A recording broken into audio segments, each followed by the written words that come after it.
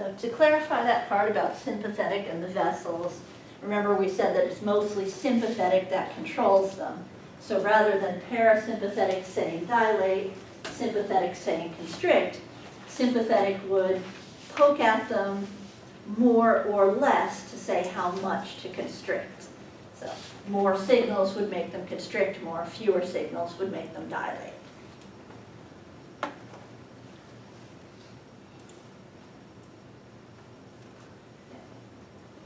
I guess I didn't really need the video back on because that takes us to the focus activity.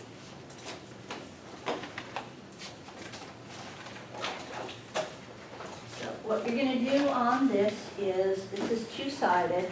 It has 10 examples of something that might change in the body, and you want to answer, what's this going to do to the blood pressure? Increase it, decrease it, or will it stay the same? And how does it have that effect? Is it changing blood volume, cardiac outputs, peripheral resistance, etc.? Check if I've actually got anything else on here. Okay, we do have a bit on flow in veins. So do you want to cover that and then come back to these? And that way, if you need a little longer to go get lunch, since the bistro is closed today, you'll have it, and you can do these later. Okay.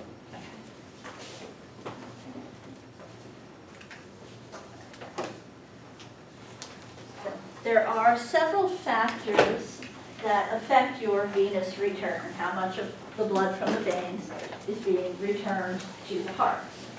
Muscle contraction is one of them. We looked at that with the valves,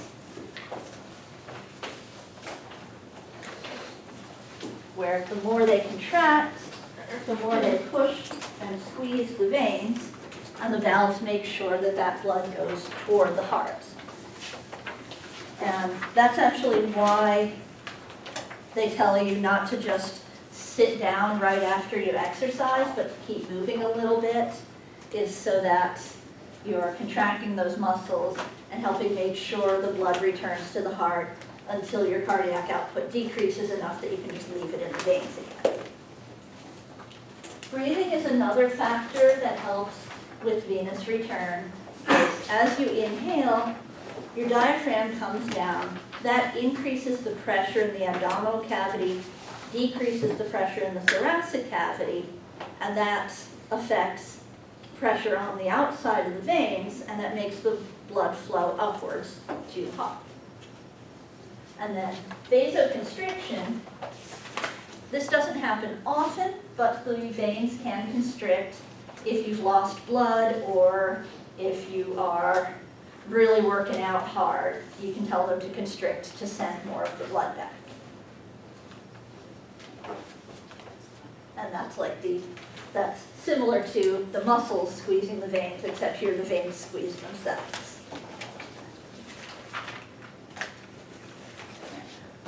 Names and locations of specific blood vessels we're going to save for lab, and that'll be part of the next lab unit.